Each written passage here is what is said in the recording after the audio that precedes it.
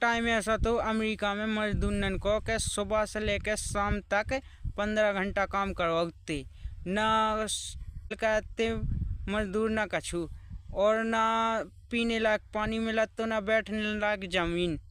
ये इतनी बुरी कंडीशन थी मजदूरन की। और जो सबसे ज़्यादा है ना, फिर उनने यूनियन बनाई अपनी खुद की, राय सलाह ली और एकजुट होकर लड़ो।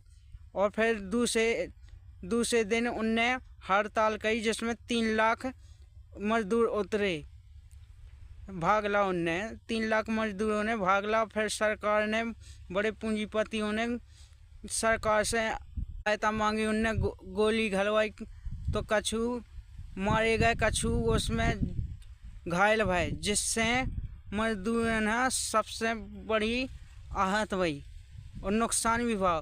तो ऐसे ही 8 घंटा की मांग की, 15 घंटा की जगह उनने 8 घंटा की मांग की और 1 दिन की छुट्टी मांगी। फिर आओ भारत देश में, जैसे भारत देश में बड़े बड़े अधिकारी तो नहीं जाते, जो बाबा साहेब जैसे, भीमराव अंबेडकर जी जैसे और भगत सिंह जैसे इन महान क्रांतिकारी गए। उनने उतने को नियम देखो मजदूरन को, जो बंधुआ मजदूर की तरह होते बंधुआ मजदूर बनाए थे, इतने भी से इनने इतने बड़ क्रांति लड़ी जो अंग्रेजन से सक्सेस भाई, सफल भाई। और मोदी सरकार चाहत जिससे भारत देश में भी 8 घंटा काम करते। अब मोदी सरकार जो चाहत के 8 की जगह पूरे जो फैक्ट्री वर्कर्स हैं और जो चुनाई मजदूर हैं वे 12 घंटा करें। और सरकार ने पूरा हक प्राइवेटेशन दे दा, जो फैक्ट्री मालिक हैं, कंपनी मालिक हैं, इनके हाथ में।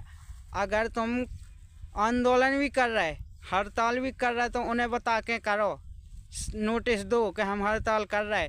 अब तुम उसमें कोई जो नहीं है तो तुम्हें पहले भी नंबर निकाल सकते। और जो रही पीएफ की, प्रोविडेंट फंड की, तो वो शायद मिल सकती या नहीं मिल सकती, हम इसके बारे में नहीं जानकारी दे पा रहे। पर जो औरतन के ऊपर कह रहे हैं कि औरतें ओवर टाइम करें, तो जो हम कह रहे हैं कि जो औरतन को बलात्कार हो रहा अब है अपनी देश में, इन्हें सुरक्षा नहीं दे पा रहे। तो औरतन हाँ जो ओवर टाइम कर रहे रात नाइट शिफ्ट में, तो उन्हें कैसे सुरक्षा दे सरकार।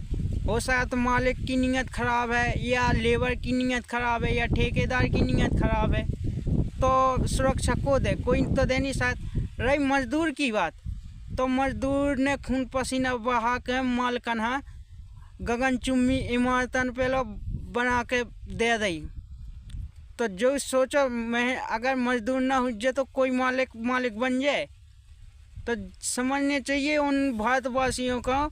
और इस बात पे लड़ने चाहिए। और जो है कि जैसे मान लो अपन हाँ कोई मालिक गाली दे रहा या ठेकेदार दे रहा गाली, तो उसका नोटिस दें, जिसमें वो लात मार के अपना भी तो निकाल सकते। और जोन में 300 मजदूर है तो उसमें प्रोविडेंट फंड मिले।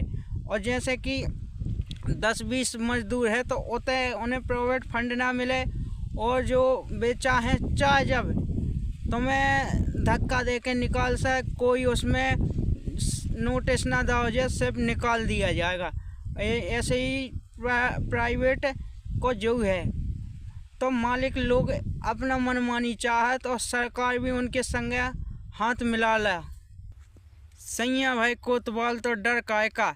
ऐसे ही है जैसे मोदी के ऊपर चंदा देवे वाले हैं, तो उन्हें इसको डर है कि हमारी जो प्रधानमंत्री को पद चलो जाने। यही के चक्कर में वे मालिक जितने हैं जी, फैक्ट्री मालिक, कंपनी मालिक, इनके वजह से बीजेपी सरकार डर लग रहा हो। यही से इन्हें जो गुलामी था अपने मजदूरों ने सौंप दी।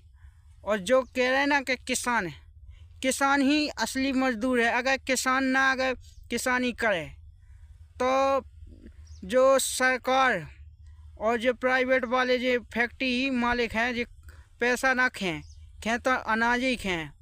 जिस दिन किसान ने पंजाब बंद कर था, उस दिन भूख मारो जो भारत देश को सरकारी, फिर शासन इतना राशन कहाँ से ले आए।